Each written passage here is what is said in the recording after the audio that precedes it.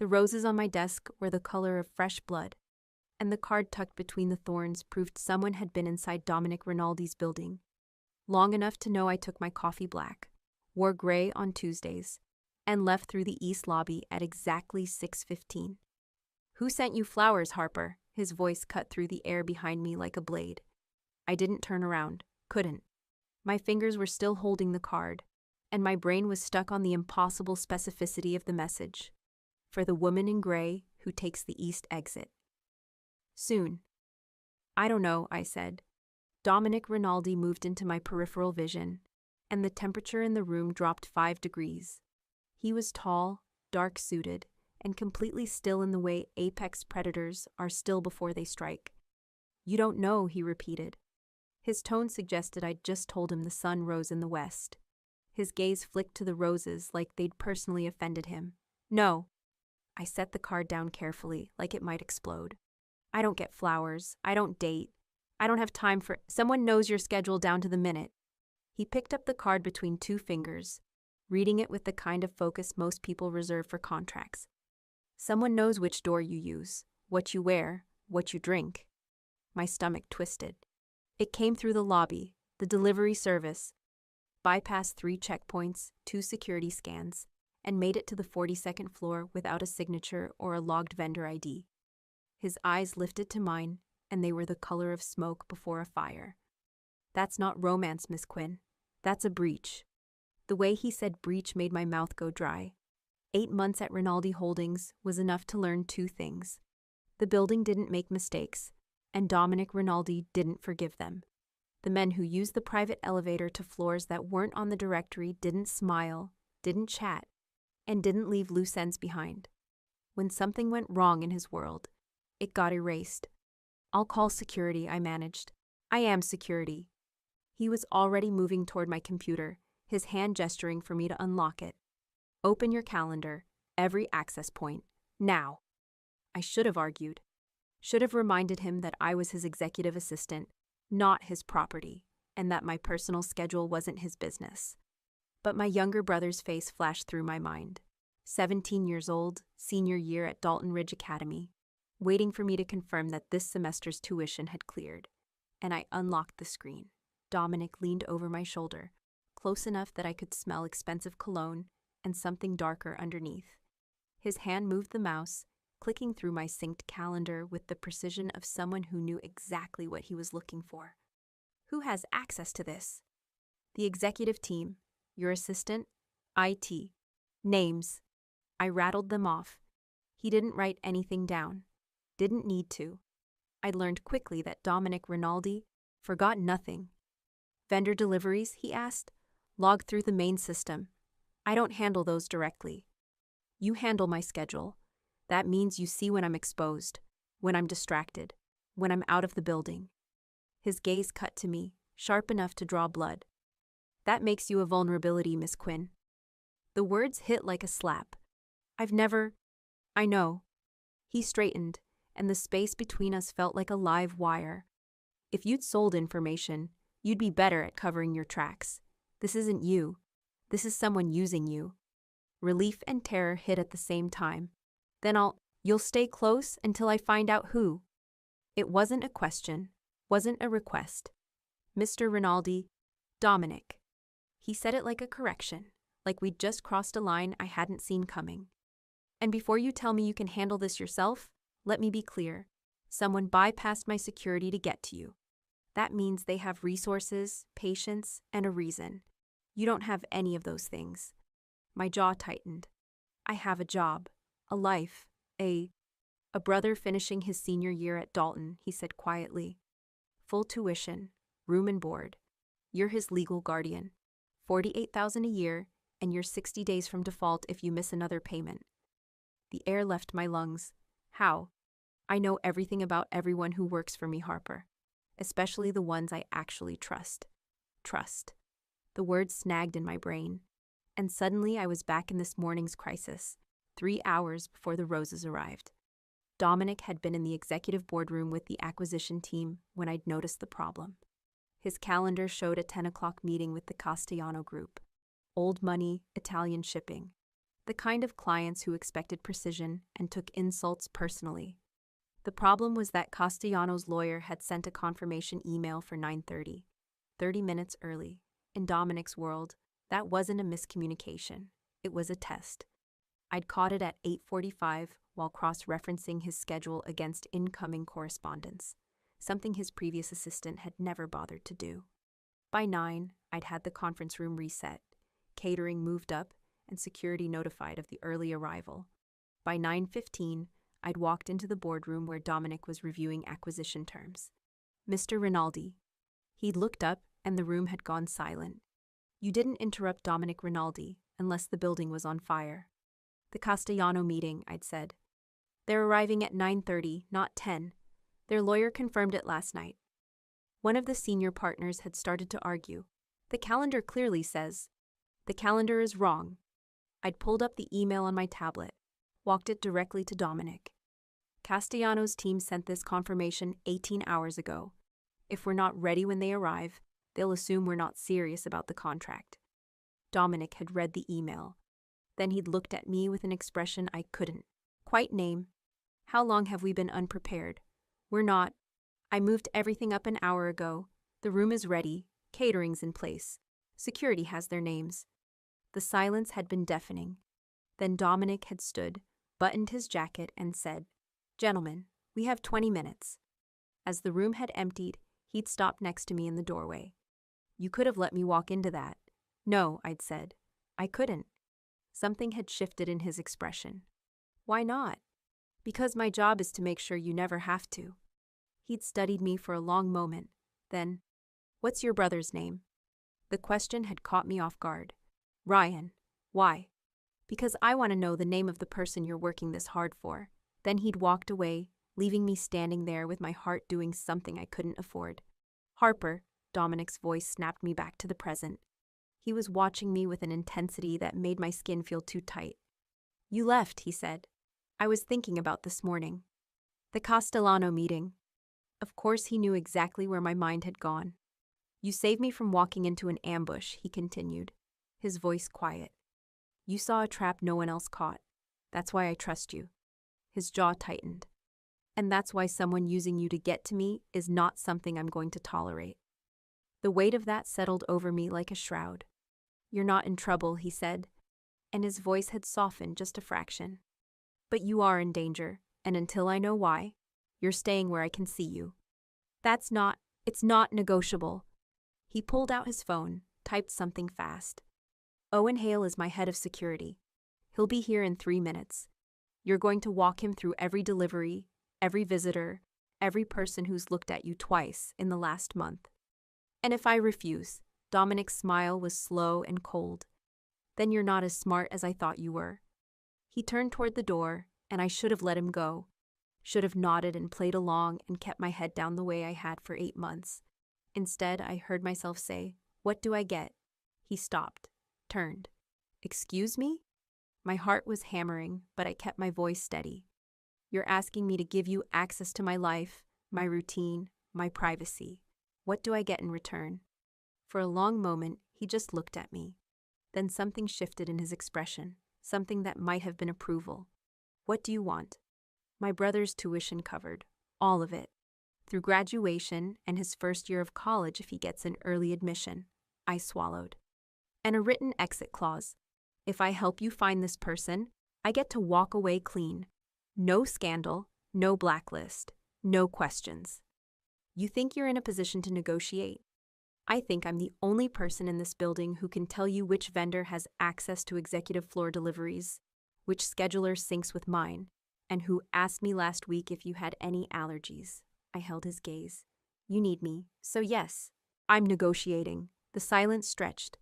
Then Dominic crossed back to my desk in 3 strides, pulled a business card from his pocket, and scrawled something on the back. "My lawyer. He'll have the terms drafted by end of day." He set the card down next to the roses. "Your brother's tuition payment is due Friday. It's handled. Owen will be here in 2 minutes. Don't leave this floor without clearance." He was gone before I could respond. I stood there, staring at the card, at the roses, at the message that proved someone had been watching me long enough to know things I barely admitted to myself.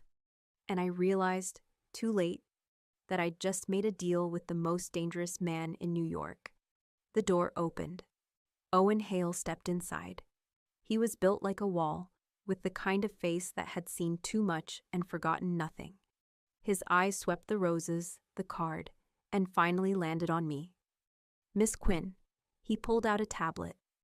Let's start with the delivery timestamp and work backward. I glanced at the roses one more time. The words soon stared back at me, and I wondered what exactly I'd just agreed to protect myself from. Owen Hale didn't waste time on small talk. He pulled a chair up to my desk, set his tablet between us, and opened a file that showed the building's security footage from this morning. Owen scrubbed straight to the delivery window. The flowers were delivered by a service called Elite Botanicals, he said. They handle high-end corporate arrangements, paid through a shell account, cryptocurrency, no client name. My stomach dropped. That's not normal. No. His eyes were sharp, assessing. Walk me through your morning. What time did you arrive, and when did you first see the flowers? Got here at 7:30. The flowers weren't on my desk then. I was in the executive boardroom from 8:30 to 10, handling the Castellano meeting setup.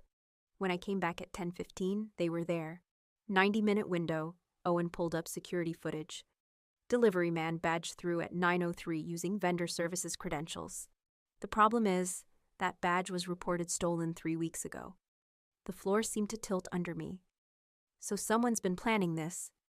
For at least 3 weeks, Owen confirmed. Someone chose you specifically, studied your routine, acquired access, and timed the delivery for when you'd be away from your desk. He leaned forward. The question is why you, and why now? I thought about the Castellano meeting, about how Dominic had looked at me afterward like he was seeing me for the first time. What if it's not about me, I said slowly. What if I'm just the access point? I manage Dominic's schedule. I see when he's vulnerable, when he's distracted. If someone wanted to map his patterns, watching me would tell them exactly when to strike. Something shifted in Owen's expression. That's sharp thinking, Miss Quinn. Which brings me to my next question. Your brother, Ryan Quinn. 17, Dalton Ridge. Academy. If someone's using you as leverage, he becomes a target. The fear was immediate, visceral. What do we do? I'll position a security detail as campus safety consultants. 2-person rotation, discreet monitoring. He won't know they're there unless something goes wrong. Owen was already typing. But you need to understand, you're not just his assistant anymore. You're an asset under active protection. That means proximity to Mr. Rinaldi, restricted access, and controlled movement. For how long? Until we identify the threat. Owen stood. You're being moved to the 45th floor, executive wing. Your badge is being updated now. Pack what you need from this desk. He left before I could argue. My phone buzzed. A text from an unknown number. Your new desk is on the 45th floor, executive wing. Owen will escort you up in 15 minutes. Bring only what you need. Dr. I stared at the message. The 45th floor was steel, glass, and silence. The kind that came from power so absolute it didn't need to announce itself. Owen badged us through security requiring fingerprint and retinal scan, then led me to an office marked Operations. Inside, clean desk, dual monitors, phone console. One wall was entirely glass, offering a direct view into the office next door, Dominic's office. I could see him on the phone, pacing, intensity rolling off him in waves. One-way glass, Owen said. You see him, he can't see you. Red button on your phone gives you direct access, under 5 seconds. He paused. You're not just his assistant now, Miss Quinn. You're under his protection. That means something in this city. Don't make him regret it. Owen left, and I sat at my new desk. A security badge waited. Executive protection, level 5. Through the glass, Dominic turned, looking directly at where I sat. Even though he couldn't see me, I felt the weight of his attention. 3 hours ago, I'd been trying to stay invisible. Now I was 40 feet from the most dangerous man in Manhattan, and he'd just made me his responsibility. My phone rang at 1:30. Conference room C, now, Dominic's voice was clipped. We have a problem. Conference room C was 3 doors down. Inside, Dominic stood at the head of the table, Owen beside him. Between them, a laptop displayed surveillance photos. Me, walking out of the building yesterday, getting coffee this morning, entering the lobby at 7:30. Uploaded to a private server an hour ago, Dominic said. His hands were braced on the table like he was holding himself back from violence. Someone's been documenting your movements for at least 3 days. My mouth went dry. Where did you find these? Owen traced the shell account from the flowers, led to a server hosting these. Dominic's eyes met mine, storm dark. This isn't random, Harper. This is targeted surveillance. Every photo was taken when Mr. Rinaldi was out of the office or occupied, Owen added. Whoever's watching you knows. His schedule as well as yours. I stared at the images, my mind racing. Then something caught my attention. Zoom in on the coffee cart photo. Owen enlarged it. In the reflection of the window behind me, a black sedan. Look at yesterday's exit photo. Same vehicle. Owen pulled it up. The sedan again, different position. Someone was sitting in that car, I said. That's where the photos were taken from. A stationary surveillance position with clear sightlines to my roots. The room went silent. Owen was already working to isolate the reflection. I was focused on metadata and timestamps. Missed the physical setup. That's good work, Miss Quinn. Dominic was staring at me with an intensity that made my skin feel too tight. Can you trace it? I asked. If I can pull the plate from the reflection, yes. Owen adjusted the image. Give me 10 minutes. Harper, Dominic gestured to the hallway. Outside. I followed him to the windows overlooking the city. You just found evidence my security expert missed, he said quietly. Owen was looking at data. I was looking at the picture. That's not luck. That's skill. He turned to face me. I thought I was protecting a vulnerability. Now I'm realizing you're a weapon I didn't know I had. I'm not a weapon, Dominic. I'm a person who notices details. In my world, that's the same thing. His gaze held mine. The people watching you just made a mistake. They assumed you were weak. They're about to learn otherwise. Before I could respond, Owen appeared. Got the plate. Car service. Legitimate company. Rental paid through a shell corporation. Same pattern as the flowers, Dominic said. Professional operation. Well-funded. My phone buzzed. Text from Owen's number. Crest Consulting Group. Mean anything to you? Is that the shell corporation? I asked. Owen nodded. I pulled up the Rinaldi Holdings database on my tablet, searching the proposal archive. There. Crest Consulting Group. Proposal declined. March 15th. Reason. Conflict of interest with existing client portfolio. Found him, I said, showing them. Julian Crest submitted a partnership proposal 6 months ago. You declined it. Dominic's face went very still. I remember, he wanted access to our acquisition pipeline. His international investors had ties to money laundering. His voice was flat. I don't let my legitimate empire touch money that drags in federal heat. Owen pulled up files. Julian Crest, former hedge fund manager, boutique advisory firm. After Rinaldi rejected him, 2 major clients pulled out. Significant reputation hit. So he blames you, I said. And he's been planning revenge for 6 months. Dominic's hands clenched. Using you to do it. Owen displayed a photo. Julian Crest, polished, calculated smile, the kind of man who'd learned to be underestimated. If this is personal, Owen said, surveillance is just the opening.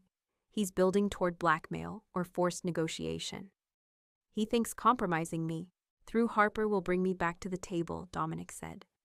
That's insane, I said. That's desperation. Dominic turned to Owen. I want everything on Crest. Every deal, every client, every move since March. What about Miss Quinn? She stays exactly where she is, under protection. Dominic's eyes met mine. If Crest wants to play games, he's going to learn I don't lose. Owen left, and the conference room felt smaller. This is because you wouldn't compromise, I said quietly. Yes. And I'm not apologizing for having principles. Dominic moved closer. But I won't let someone use you as a weapon against me either. I'm not yours to protect. Aren't you? His voice was quiet, dangerous. You're on my floor, under my security, about to help me hunt the man stalking you. That sounds like mine to me. My heart hammered. That's not, I know exactly what it is. He stepped back. And the only way out is through making Julian Crest regret he ever heard your name. By 4 o'clock, Owen had compiled a devastating file on Julian Crest. Hostile takeovers, smear campaigns, leveraging personal information to force deals, a pattern of escalation and ruthlessness. He's been building toward this since March, Owen said. Lost clients in April, quietly rebuilt infrastructure in July, shell corporations, surveillance setup, mapping vulnerabilities. The flowers were a test, Dominic said.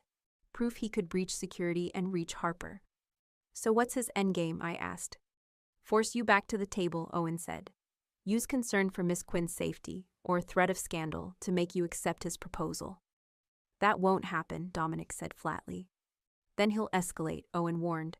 Next move will be public, real pressure. Dominic was quiet for a long moment. Then, set up a meeting. Tell Crest I want to discuss his proposal. Make it seem like I'm reconsidering. You're walking into his trap, I said slowly. I'm making him think he's won. Dominic's smile was cold. And you're going to be there with me, on my arm, making him believe every assumption he's made about us. My stomach flipped. You want me to pretend I want you to be exactly what he thinks you are. Dominic's voice dropped. Someone I'd burn the world down to protect. The possessiveness should have scared me. Instead, it sent heat pooling low in my stomach. When, I asked? Tomorrow night. Neutral location. Public enough that he feels safe. Private enough that we control the environment. His gaze held mine. And by the time we leave that room, Julian Crest will understand exactly how badly he miscalculated. Owen nodded. I'll set it up. He left, and I stood there processing what I'd just agreed to. Harper. Dominic's voice was quieter now. This puts you directly in his line of sight. If you're not comfortable, if you want me to find another way, tell me now. I thought about Ryan, about the tuition that had cleared, about the lines I'd already crossed. I'm in, I said. But I need honesty from you. Is this really just strategy, or is something else happening here? For a long moment, he didn't answer. Then, both. The single word hit like a confession. That's what I thought, I said quietly. Does that change anything? I should have said yes, should have drawn boundaries. Instead, ask me again after tomorrow night. Something flashed in his eyes. Relief, hunger, satisfaction. Fair enough. He checked his watch. We need to move you somewhere more secure. My driver's waiting. You'll stay at my residence in Tribeca until this is over. With you? Yes. His voice was steady, unapologetic. With me. The logistics happened fast. By 5:15, Owen reported. Apartment swept and secured, locks changed, security system installed. Phone replaced with encrypted version. Ryan briefed on general security protocols via school counselor. Security detail positioned as campus safety consultants. All of it coordinated while I sat in Dominic's office watching the city darken. Ready? Dominic appeared at 5:30, jacket on, keys in hand. We took the private elevator to the garage. His car was sleek, black, anonymous. The door closed, sealing us in silence as Manhattan slid past tinted windows. How are you doing? He asked after several blocks. I moved into my boss's home because a corporate rival is using me as bait. I looked at him. How do you think? Better than most people would. His gaze was steady. You negotiated, spotted evidence Owen missed, identified our antagonist in 6 hours. That's composure under fire. Or denial. I'll take competent denial over hysteria any day. Despite everything, I almost smiled. The car pulled into a Tribeca garage. The gate closed behind us with finality. Dominic led me to a private entrance. The elevator required a key and code. When the doors opened, I stepped into a space that surprised me completely.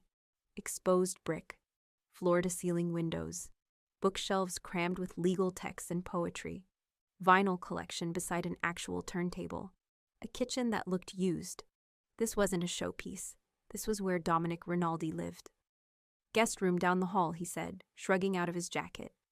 Bathrooms stocked, kitchens open. If you need anything, ask. I stood there clutching my bag, feeling like I'd stepped off the world's edge. Dominic. He turned. Why are you doing this? For a long moment, he just looked at me. Then he crossed the space, stopping close enough that I had to tilt my head back. Because someone looked at you and saw a way to hurt me, he said quietly. And I don't let that stand. His hand came up, and for one breathless second I thought he might touch me. Instead, he reached past me and flipped a light switch, illuminating the hallway. Get some rest. Tomorrow's going to be long. Then he walked away, leaving me standing in his home, my heart racing. I headed for the guest room and sat on the bed. My phone buzzed. Ryan, tuition confirmed. Whatever you did, thank you. Love you. I stared at the message, tears pricking my eyes. I'd done what I had to. I just hoped I'd survive it. I didn't sleep. At midnight, I gave up and padded into the kitchen for water. Dominic stood in the doorway to a home office, still dressed, sleeves rolled. He held a tumbler of something amber. Can't sleep? He asked. Can you? Not lately. He set his glass down. Pull up those surveillance photos. I blinked. Now? Something's been bothering me about them, he gestured. Show me the coffee cart one. I pulled it up. He leaned over my shoulder. Zoom in on the window reflection. The black sedan was visible, partially obscured.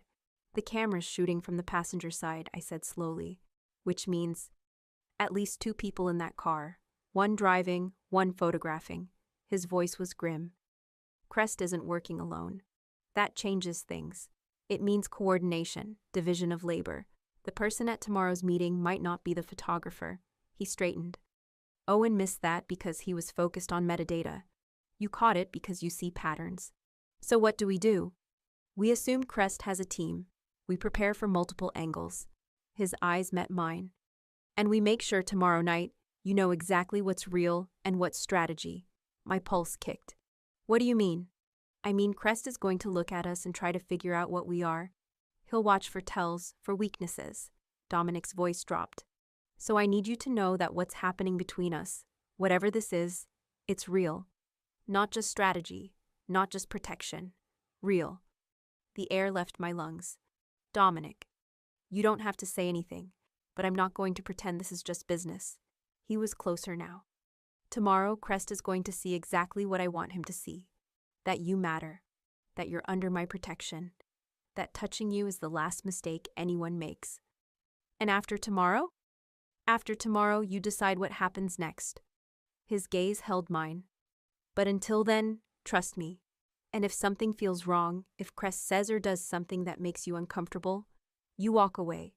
You let me handle it. I'm not some fragile thing that needs protecting. I know. You're the woman who negotiated terms on a crumbling ledge, who spotted evidence professionals missed. Something flashed in his eyes.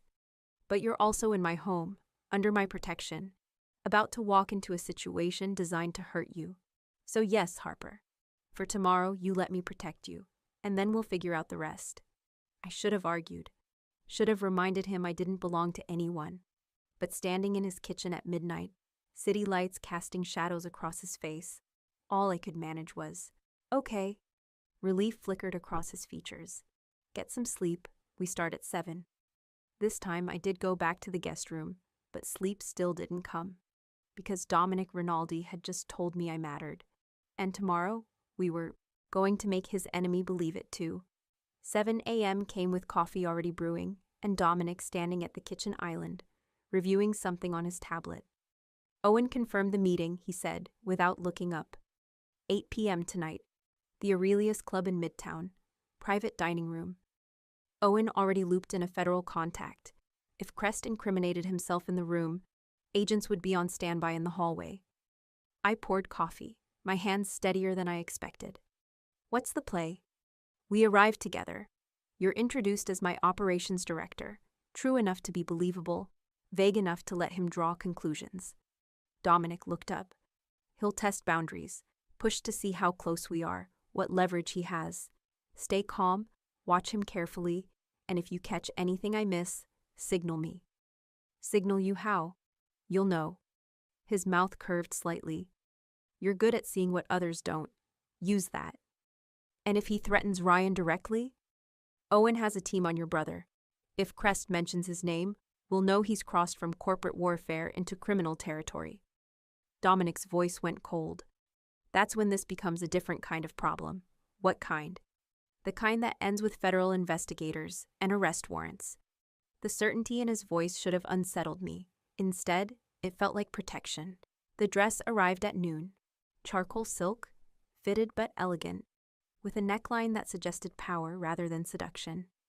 I showered, dried my hair, applied minimal makeup. When I looked in the mirror, I barely recognized myself. I looked like someone who belonged on Dominic Rinaldi's arm, someone worth going to war over. I emerged from the guest room at 6:30. Dominic was in the living area, dressed in a dark suit, reviewing documents. His eyes tracked over me, and something in his expression shifted. "Perfect," he said quietly. "I feel like I'm going into battle." "You are." He set the papers down, crossing to me. "Harper, once we're in that room, Crest will say things designed to provoke. He'll imply things about us, about you, about what he thinks this is. Don't defend yourself. Don't explain. Just watch him. He'll give something away. They always do when they think they're winning. You want me to read him.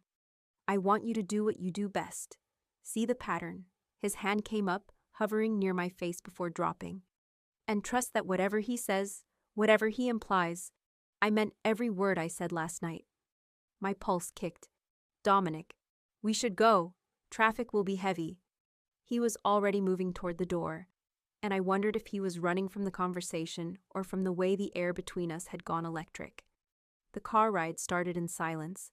Manhattan slid past the tinted windows, and I watched Dominic's reflection in the glass, the tight set of his jaw, the way his hand kept flexing and releasing on his thigh. "You're nervous," I said. "I'm never nervous. You're something." He was quiet for a long moment. Then, "I'm concerned I've miscalculated. The leverage, the treasury files, you." He turned to face me fully.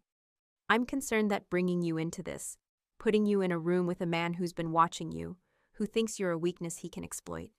I'm concerned I've put you at risk to prove a point." "What point?" "That you matter." His voice was rough. "That someone threatening you is a line no one crosses. That you're not just—" He stopped. "Not just what?" "Not just someone I work with. Not just someone competent and brilliant who happens to be in my orbit." His eyes locked on mine. 8 months ago, your second day, you reorganized the entire executive scheduling system. You didn't ask permission. You saw a problem and fixed it. I stood in my office and watched you work and thought, she's going to be trouble. My breath caught. Trouble? Because I knew even then that you were the kind of person I couldn't afford to notice, the kind who would get under my skin if I let myself pay attention. His hand moved to the seat between us, close to mine, but not touching. So I didn't. I kept you at assistant level, kept professional distance, told myself it was better that way. Why? Because I don't mix business with personal. Because people in my world use relationships as weapons. Because keeping you at a distance was the only way to keep you safe from the kind of attention we're walking into right now. His jaw tightened. And then Julian Crest sent you flowers, and I realized I'd been lying to myself for 8 months about what you meant to me. The words hit like a confession. "So this isn't just strategy," I said quietly. "This isn't just about setting a trap for Crest." "No." His voice was barely above a whisper.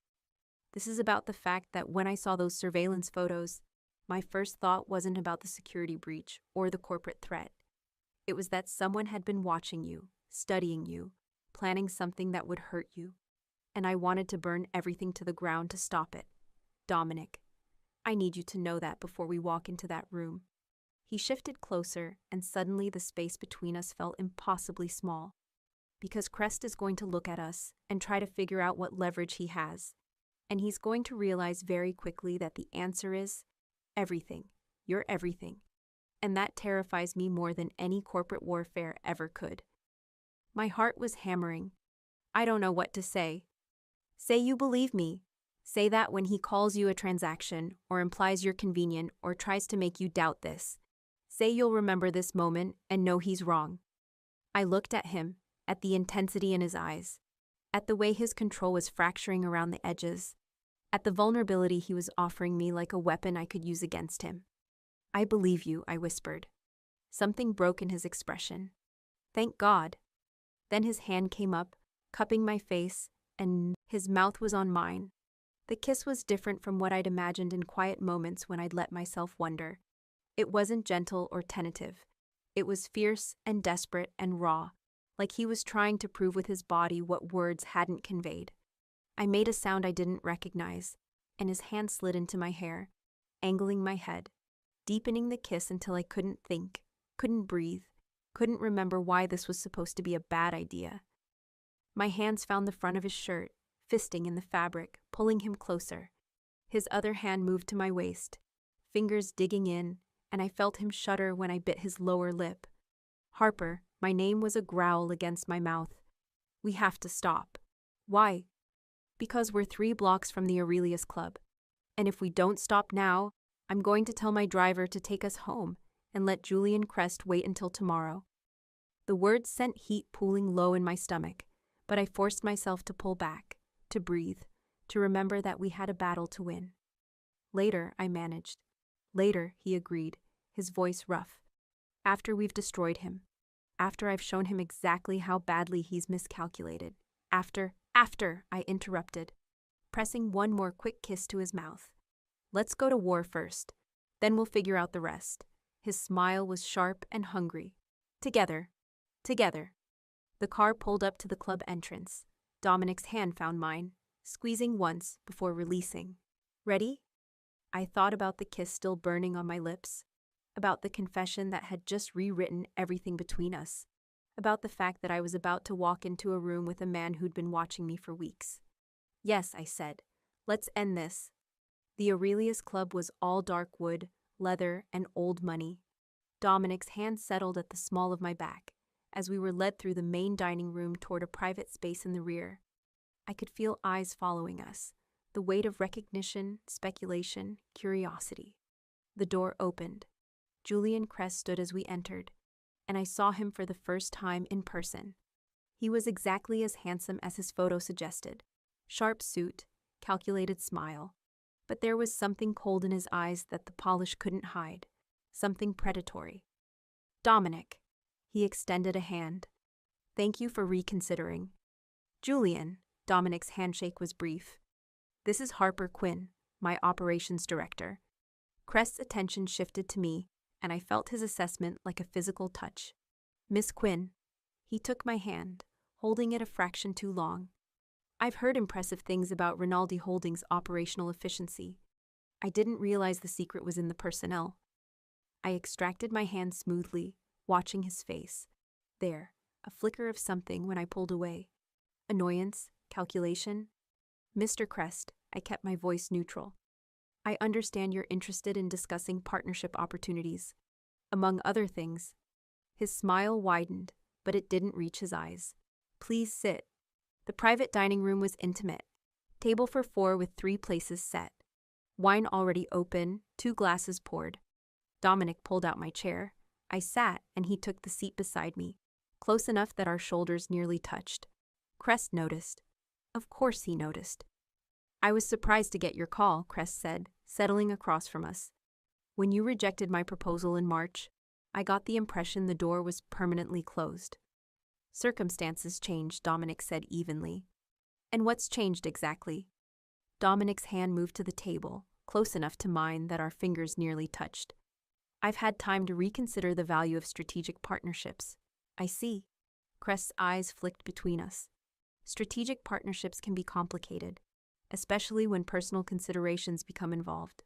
Here we go, I thought. The probing, the testing. "My personal considerations are none of your concern," Dominic said flatly. "Of course not," Crest lifted his wine glass. "But I couldn't help noticing Miss Quinn's recent elevation. Operations director is quite a promotion for someone who was, an executive assistant until very recently." I felt Dominic tense beside me, but I spoke first. "Actually, Mr. Crest, I've been managing operations at Rinaldi Holdings for 8 months. The title just made it official." I tilted my head slightly. "But you already knew that. Your research has been very thorough." Something flickered in his expression. surprised that I'd acknowledged the surveillance directly. Research is standard business practice, he said smoothly. So is knowing when someone's overplaying their hand. I held his gaze. You asked what's changed. I can tell you what hasn't. Mr. Rinaldi's standards, his ethics, his unwillingness to compromise on either. Crest's smile thinned. Ethics are expensive, Miss Quinn. Only if you're doing business with people who don't value them. Touché. He leaned back, studying me with new interest. You're more than decorative. I respect that. I'm not here to earn your respect, I said quietly. I'm here because Mr. Rinaldi asked me to sit in on this meeting, as his operations director. So perhaps we should discuss the actual proposal instead of my qualifications. Dominic's hand shifted on the table, his pinky finger brushing mine. A signal of approval so subtle Crest couldn't see it, but I felt it. Of course, Crest pulled out a folder. My original proposal outlined a partnership structure that would give Rinaldi Holdings access to international investment capital, while providing my clients with premium real estate opportunities. The terms are irrelevant, Dominic interrupted, because I didn't come here to accept your proposal, Julian. I came here to give you a choice. Crest's expression froze. Excuse me, I lied. Dominic pulled out his phone, sliding it across the table. Owen Hale sends his regards. That's a list of every shell corporation you've used in the past 6 months. 3 are flagged by Treasury for suspicious activity. 2 route through accounts tied to known money laundering operations. The color drained from Crest's face. I watched him carefully, cataloging his reactions. The way his left hand clenched under the table, the micro-expression of rage before he schooled his features, the way his eyes darted to the door for a split second. He was calculating an exit strategy. You have 2 choices, Dominic continued, his voice cold. Walk away from whatever you've been planning. Dissolve your surveillance operation. Never come near Harper again. Or I hand this file to federal investigators. Crest's gaze snapped to me, and I saw something ugly flash across his face. You think you're special. His voice was quiet, venomous. You think you matter to him. You're a transaction, Miss Quinn. A convenience. 6 months from now, you'll be replaced by the next assistant who catches his attention. The words were designed to cut, but I was watching his right hand, which had moved to his phone on the table. You're texting someone, I said quietly. Both men looked at me. Right now, under the table, your right thumb is moving. I met Crest's eyes. Who are you signaling? His face went white, then red. That's insurance, I finished. A backup plan? Someone waiting for your signal to do something you can't take back? I leaned forward. Mr. Crest, I've spent 8 months managing crisis logistics for Rinaldi Holdings. I know what panic looks like, and I know what a contingency plan looks like. So I'll ask again. Who did you just signal, and what are they supposed to do? Crest stood abruptly, his chair scraping back. This meeting is over. Sit down, Dominic said, his voice like iron. I don't take orders from you. You will if you want to walk out of here without a federal investigation starting in the next 30 seconds. Dominic stood, towering over him. Harper asked you a question. Answer it. Crest's hands were shaking. Rage or fear, I couldn't tell. You destroyed my reputation, he said, voice raw. You rejected my proposal, and 2 of my biggest clients followed your lead. You blacklisted me without even realizing it. Because when Dominic Rinaldi says no, everyone else assumes there's a reason. There was a reason, Dominic said flatly. Your investors were criminals. They were opportunities, Crest's control snapped. And you took them from me because you're too self-righteous to understand how business actually works. So yes, I've been watching her. Yes, I sent flowers and photos, and made sure you knew I could get close whenever I wanted. Because I wanted you to understand what it feels like to have something valuable threatened. So this was always about revenge, I said quietly, not business. It was about making him pay attention, Crest's voice rose. Making him come back to the table, making him realize he made a mistake rejecting me. By stalking my operations director, Dominic's voice was lethal. By threatening her. I never threatened. You hired someone to photograph her for weeks. You sent her flowers with details that proved inside access. You set up this entire meeting as a power play. Dominic stepped around the table, and Crest backed up. And 10 seconds ago, you texted someone with instructions I'm betting you're already regretting. So I'm going to ask one more time. Who did you signal, and what are they doing? Crest's mouth opened, closed. Then his phone buzzed. He looked at it, and whatever he saw made his face go gray. What is it? I asked. He didn't answer. Dominic grabbed the phone, read the screen, and his expression went arctic. Harper, outside, now. The tone in his voice made my blood freeze. What, now? In the hallway, Dominic's hand was already on his phone, Owen's name on the screen. Talk to me, he said, without preamble. I couldn't hear Owen's response, but I watched Dominic's face go from fury to something colder. How long ago? A pause. Where's Ryan now? Another pause. Keep him there, we're 20 minutes out. He hung up and looked at me. Someone attempted to access Ryan's dorm room 30 minutes ago. Dalton security intercepted before entry was gained. Ryan's fine, he's with the dean. Owen's team was monitoring external access points. The breach came from inside. Someone already on campus with legitimate credentials. My vision blurred at the edges. Inside job. Crest bought someone at Dalton. Dominic's voice was flat, deadly. That text he just sent? It was supposed to be the go-ahead signal. Instead, Owen's team caught the message and already had campus security waiting. So Ryan's safe. Ryan's safe. His hand cupped my face. But Crest just crossed from corporate warfare into threatening a minor. That's criminal. That's arrest warrants and federal charges and the end of everything he's built. Good. His thumb brushed my cheekbone. You spotted the signal, the text. If you hadn't caught that. But I did. I grabbed his wrist. We caught it. Together. Something fierce flashed in his eyes. Together. His phone buzzed. Owen, NYPD and FBI both want him. Your call on who gets him first. Dominic showed me the screen.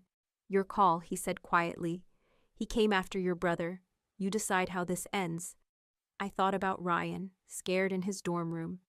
About the weeks of surveillance, the flowers, the photos.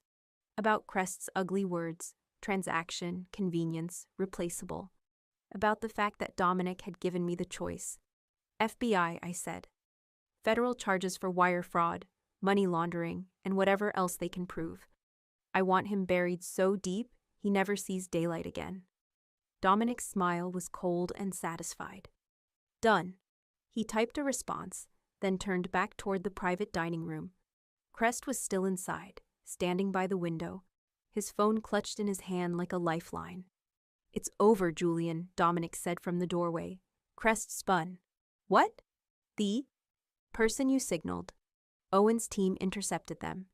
Campus security has them in custody. And the FBI is very interested in your shell corporations, your surveillance operation, and your attempt to coerce a federal investigation subject through threats against a minor. I didn't. You texted someone at Dalton 30 minutes ago. That message is evidence. And even if you try to claim it was unrelated, I have recordings of this entire conversation, including the part where you admitted to stalking Harper and setting up this meeting as a power play. Dominic's voice was ice. You're done. Crest's face crumpled. You're destroying me. No, you destroyed yourself. Dominic moved to stand beside me, his hand finding mine. I rejected a business proposal. You chose to make it personal. You chose to threaten someone under my protection. You chose to cross every legal and ethical line because you couldn't handle being told no. His grip on my hand tightened. And now you get to live with those choices. Footsteps in the hallway, heavy, official. 2 men in suits appeared. FBI, based on the badges. Julian Crest, the first one said. Crest looked at them, at us, at the ruins of everything he'd built. She's not worth it, he said, his voice breaking. Whatever you think she is, she's not worth burning every bridge. Dominic's arm slid around my waist, pulling me close. That's where you're wrong, he said quietly. She's worth every bridge I'd burn, every enemy I'd make, every consequence that comes. His eyes locked on Crest. And the fact that you can't understand that is exactly why you'll never be more than a second-rate operator playing in a game you don't have the spine for. The FBI agents moved forward, and Crest didn't resist. As they led him past us, he looked at me one last time. I met his gaze and said nothing. There was nothing left to say. We didn't speak in the elevator, not in the lobby, not in the car. But Dominic's hand never left mine, and when the car door closed behind us, sealing us in leather-scented silence, he pulled me across the seat and into his lap. "You were magnificent," he said roughly, his hands framing my face. "You caught his signal. You called him out. You made the choice that ended him. We did it together." "No." His forehead pressed against mine. "You did that. You saw what I missed. You're not someone I protect, Harper. You're the reason I win." Then his mouth was on mine again, and this time there was no restraint, no strategy, just heat and hunger and the desperate need to prove we were both still standing, still whole, still alive. My hand slid into his hair and he groaned against my lips. "Take us home," he said without breaking the kiss, his voice rough with need. The car started moving, and I didn't care where. I just knew that wherever Dominic Rinaldi was, that's where I wanted to be. We barely made it through the door of his loft. He backed me into the wall, mouth finding mine like he'd been starving, and I let him, hands fisting in his shirt, dragging him closer until I couldn't tell where my breath ended and his began. "Harper," he rasped against my lips, control fraying at the edges. "Tell me you want this." I held his gaze, no fear, no flinching. "I want this," I said, voice shaking anyway. "I want you." Something in him snapped tight, restraint, not violence, and his hand slid to my waist, anchoring me there like a claim he didn't have to announce. "We do this," he murmured at my throat, "and everything changes." "Everything already changed," I breathed, tugging his tie loose just enough to make him inhale like it hurt. "The moment you kissed me, the moment you gave me the choice, the moment you made me believe I mattered." His forehead touched mine, a single beat of stillness. "You matter," he said, rough and certain. "More than anything." He took my hand and led me deeper into the loft, away from the windows, away from the city, like he was taking me somewhere only he was allowed to follow. A door clicked softly behind us, and the world narrowed to heat, breath, and the promise of morning. Later, much later, I lay in his arms, wearing his shirt, watching the city lights paint patterns across the ceiling. "What happens now?" I asked quietly. "Now we wait for the FBI to formally charge Crest. Owen's monitoring everything. If there's any retaliation attempt, we'll know." His arm tightened around me. "But I don't think there will be. Crest is done. He knows it." "That's not what I meant." "I know." He shifted, propping himself up to look at me. "You want to know what we are, what this means, whether tomorrow we go back to some version of professional distance. Do we?" "No." His hand came up, tracing my jawline. "We don't. I'm not going to pretend this didn't happen or that it was just adrenaline or strategy. I'm not going to let you go back to being invisible or undervalued or anything less than exactly what you are." "Which is?" "My partner." His voice was rough with emotion. "In every sense of the word, business and personal and everything in between. If you want that. If you're willing to navigate the complications and the questions and the fact that everyone's going to have an opinion about us. And if I am, then tomorrow we start building something real. Not just surviving a threat, not just winning a battle, but actually building a life where you're seen and valued and irreplaceable." I pulled him down and kissed him, slow and deep and certain. "Then let's start building," I whispered. And for the first time in 8 months, I felt like I'd finally stepped into the light. Dawn came too early and not early enough. I woke in Dominic's bed, his arm around me, my body still humming from everything that had happened in the dark. For a moment, I let myself stay there, warm, safe, wanted. Then reality crashed back. Ryan. I slipped out of bed, found my phone, and saw 3 texts from Dean Morrison. "Ryan is secure and resting. No harm done. We've increased security protocols campus-wide. The individual in custody has been turned over to FBI. Campus police report filed. Please call when you're available to discuss Ryan's return to regular schedule." Relief flooded through me so fast my knees went weak. "He's okay?" I turned. Dominic stood in the doorway, wearing only sleep pants, his hair disheveled, his eyes alert despite the early hour. "He's okay," I confirmed. Dean Morrison says he's resting. Security protocols updated. Good, he crossed to me, pulling me against his chest. Owen's team will stay on campus through the end of the semester. Discreet but present. And I'm having our legal team review Dalton's security contractor. If Crest could buy access that easily, there are gaps that need closing. I pulled back to look at him.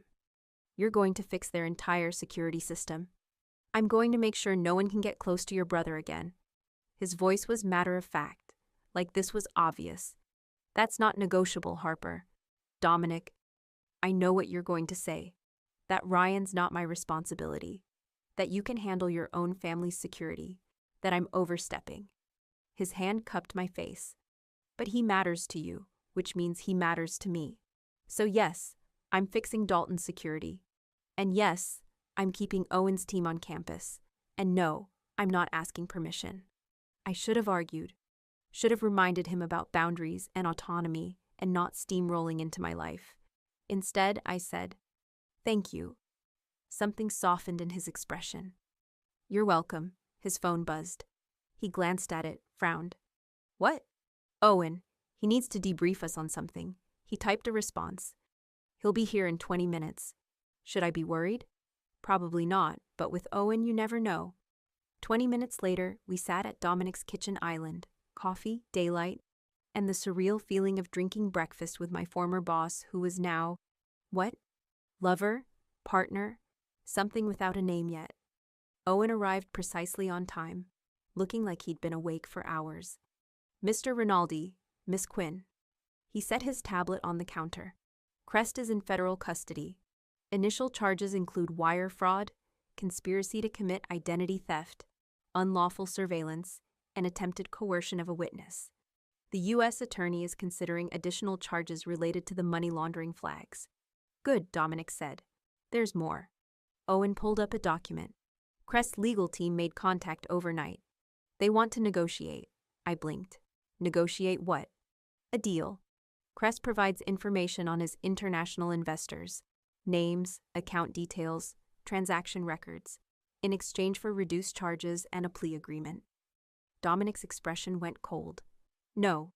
Sir, the U.S. Attorney is interested. Those investors have been on Treasury's radar for years. Crest could provide evidence that—" I said no. Dominic's voice was flat, absolute. "Crest doesn't get to threaten Harper, stalk her for weeks, attempt to access her brother's dorm room, and then negotiate his way out of consequences." Owen was quiet for a moment. "The U.S. Attorney may make the deal regardless of our objection. Then I'll make it clear that Rinaldi Holdings will not cooperate with any investigation that gives Crest leniency. No documents, no testimony, no access to our records of his proposal or our reasons for rejection." "That cooperation could be valuable to your reputation," Owen said carefully. "Positioning yourself as someone who assisted federal investigators in taking down money launderers, that's good press, good business." "I don't care," Dominic's gaze cut to me. "Harper's safety and peace of mind are worth more than good press." My chest tightened. Owen followed Dominic's look, and something shifted in his expression, understanding, maybe approval. "Understood, sir. I'll communicate your position to the U.S. Attorney's office." "Do that," Dominic stood. "And Owen, make sure they understand this isn't a negotiation. Crest gets maximum charges, or I become their least cooperative witness." Owen nodded and left. When the door closed, I turned to Dominic. "You just turned down a reputation boost and federal goodwill because you don't want Crest getting a plea deal." "Yes, that's going to cost you." "Probably." He met my eyes. "Worth it." "Why?" "Because you asked me once what you get from this arrangement, and I told you protection, resources, partnership." He moved closer. "But what I didn't say is that you also get someone who will choose you over profit, over reputation, over strategic advantage, every time, without question." The words hit like a physical thing. "Dominic, I know it sounds extreme. I know it's not rational business strategy. But when Owen said Crest might get a deal, all I could think was that he'd be out in 5 years instead of 20. That he'd still be in the world, still able to think about you, maybe still obsessed enough to try again." His jaw tightened. And I decided right then that I'd burn every bridge with the Justice Department before I let that happen. You're choosing me over a federal relationship. I'm choosing you over everything. His voice was rough. That's what I'm trying to tell you, Harper. When it comes to you versus anything else, business, reputation, strategic partnerships, whatever, you win. Every time. That's the deal. My heart was hammering. That's too much pressure. It's not pressure, it's a fact. He took my hands. And I need you to understand that before we talk about what happens next. What does happen next? That depends on what you want. We spent the morning at Dalton. Dominic insisted on coming, and I didn't have the energy to argue. His driver took us to campus, and Dean Morrison met us at the administrative building. Miss Quinn, Mr. Rinaldi. Morrison's surprise at seeing Dominic was barely concealed. Thank you for coming. How's Ryan? I asked. Shaken but resilient. He's asked to see you. Morrison hesitated. The individual who attempted access has been identified as a contract security consultant who'd been working with our facilities team for 3 weeks. Background check came back clean, but it appears his credentials were falsified. 3 weeks, Dominic said quietly. That's how long Crest was planning this. Morrison looked uncomfortable. Mr. Rinaldi, I want to assure you that Dalton takes security extremely seriously. This breach was sophisticated and well-funded, Dominic interrupted. I'm not blaming Dalton, but I am going to have my security team conduct an audit of your protocols and make recommendations. At my expense. Morrison blinked. That's generous, but not necessary. It's necessary, Dominic's tone left no room for argument. My interests and Miss Quinn's are aligned, and her brother's safety is a priority. So yes, you'll have a full security audit, upgraded protocols, and ongoing consultation. Consider it done. Morrison looked at me, clearly unsure how to respond to someone steamrolling him with help. I just shrugged. He does this. You'll get used to it. I see. Morrison gestured down the hall. Ryan's in my office. Take all the time you need. Ryan stood when I walked in, and the relief on his face nearly broke me. Harper, he crossed the room in 3 strides and hugged me hard. I'm okay. I promise I'm okay. I know. I held him tight. I know, but I'm allowed to be terrified anyway. When we pulled apart, his eyes went to Dominic standing in the doorway. Who's that? That's Dominic Rinaldi, my boss. The word felt wrong, but I didn't have a better one yet. Your boss came to check on me? Your sister works for me, Dominic said, stepping forward. Which means your safety is my concern. I apologize for the breach. It should never have happened. Ryan studied him with the sharp intelligence that had gotten him into Dalton in the first place. You're the reason someone tried to get into my room. Ryan, I started. No, it's a fair point, Dominic said. Yes, someone targeted you to hurt me through your sister. That was my fault for not anticipating how far he'd go. It won't happen again. How can you be sure? Because the man responsible is in federal custody facing 20 years in prison. And because I've assigned a security team to this campus for the rest of the semester. And because I've learned that people who matter to Harper matter to me, which means they're protected at the same level I protect myself. Ryan looked at me. Is he always like this? Yes, I said. Overwhelming and high-handed and completely serious about protection. But you trust him. It wasn't a question, but I answered anyway. I do. Ryan nodded slowly, then extended his hand to Dominic. Okay, thank you for keeping my sister safe, and for whatever you're doing to keep me safe too. Dominic shook his hand. You're welcome. And Ryan?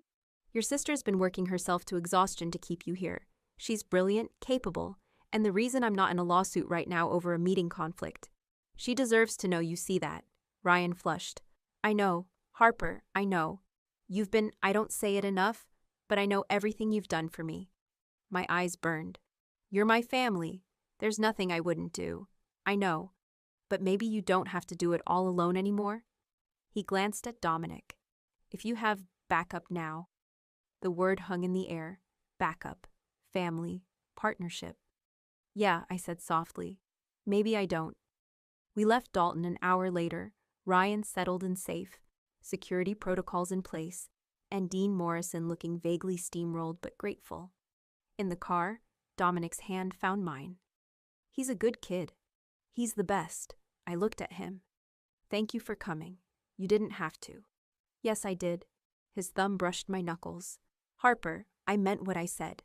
People who matter to you matter to me.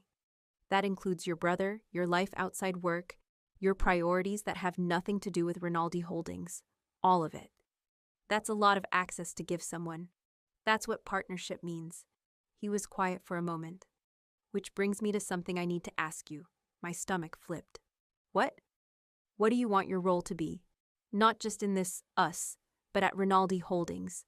Because operations director was a cover story, but it doesn't have to be. You're wasted as an assistant, Harper. You always have been. I stared at him. You're offering me a real promotion. I'm offering you a real partnership.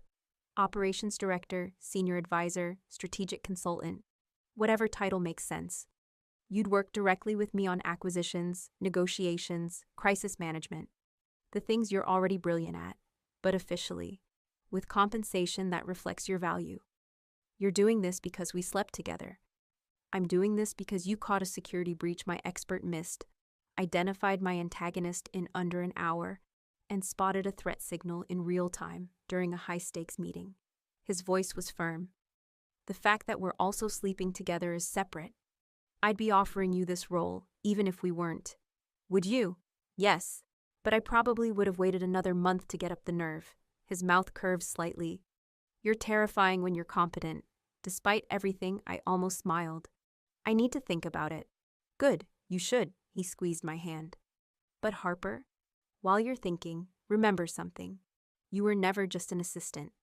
You were the person keeping my entire operation running smoothly while staying invisible because you thought that's what the job required.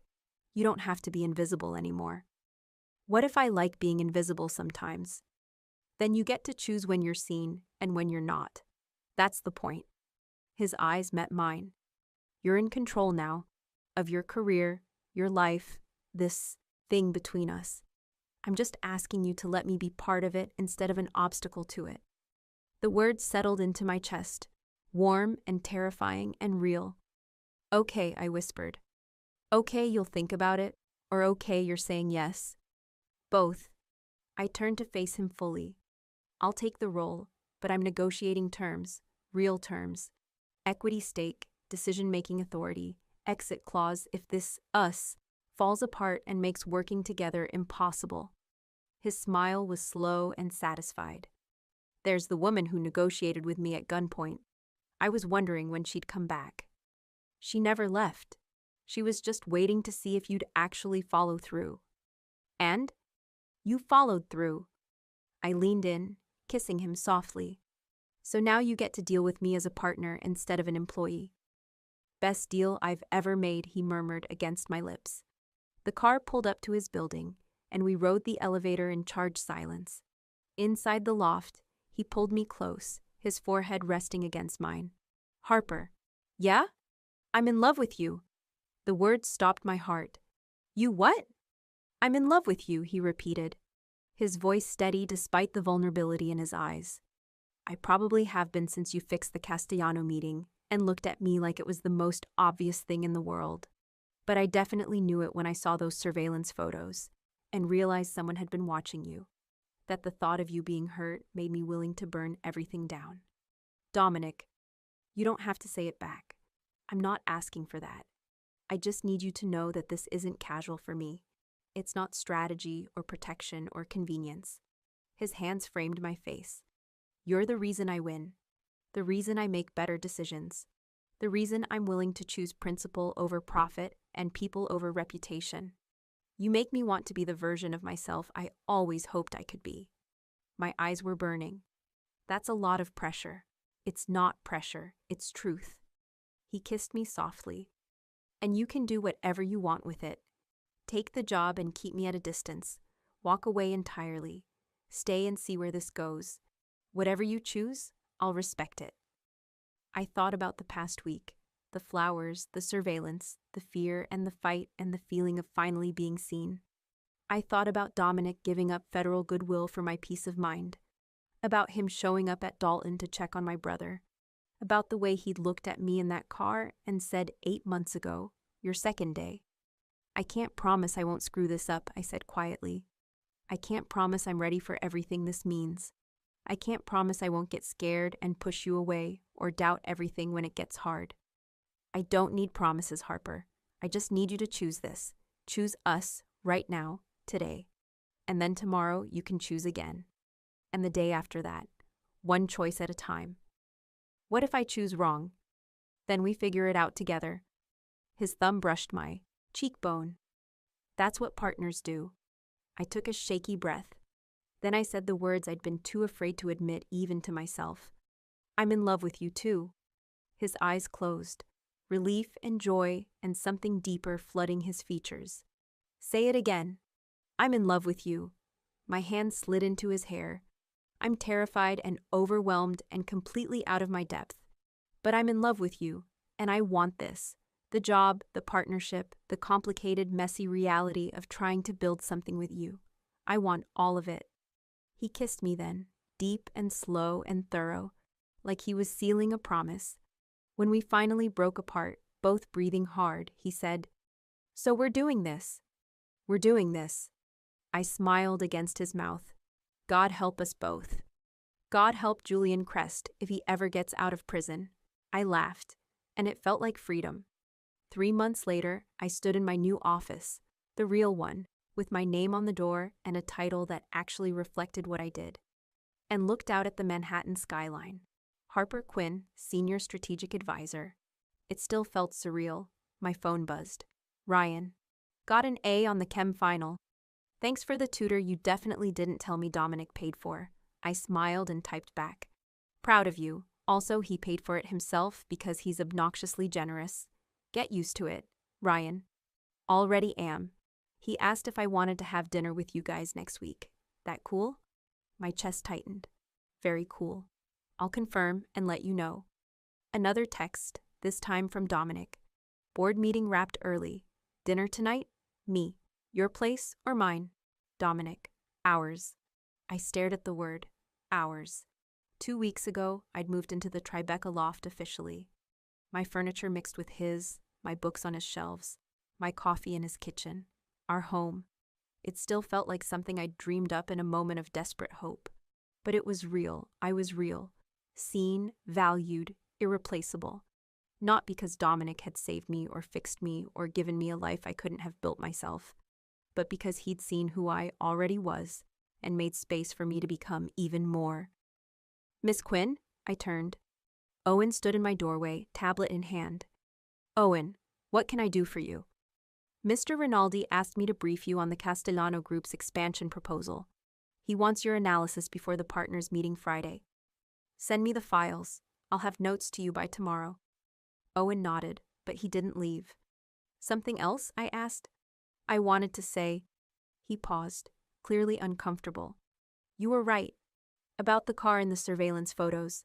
About Crest's signal at the restaurant. You see things the rest of us miss. You're good at different things, I said. Security systems, threat assessment, strategic protection.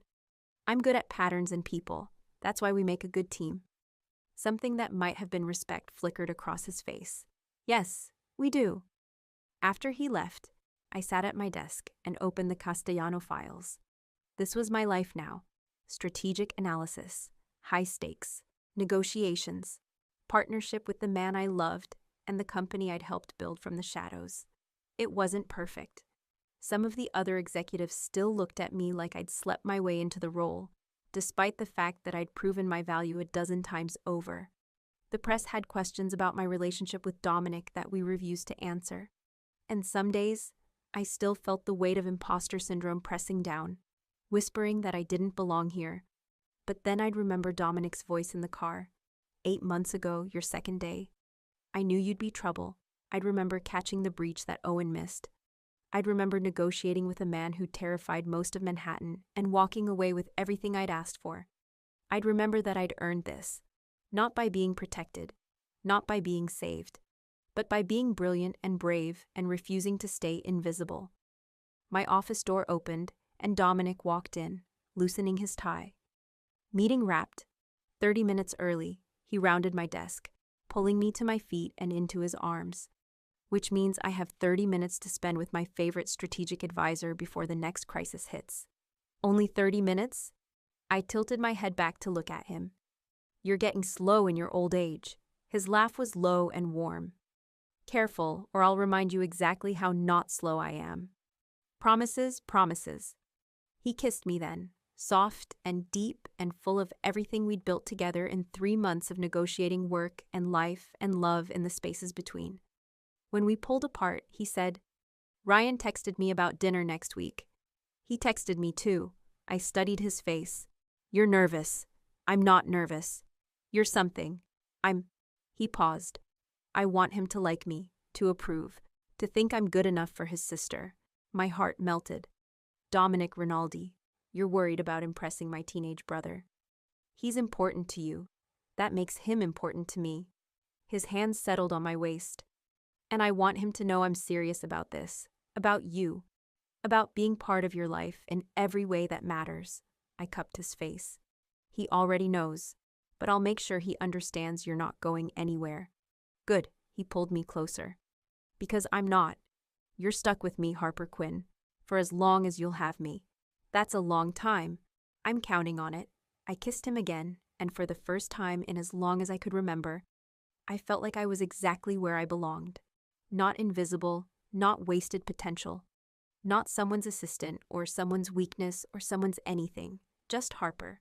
Seen, valued, irreplaceable. And finally, completely whole. Completely whole. Completely whole. Completely whole. Completely whole.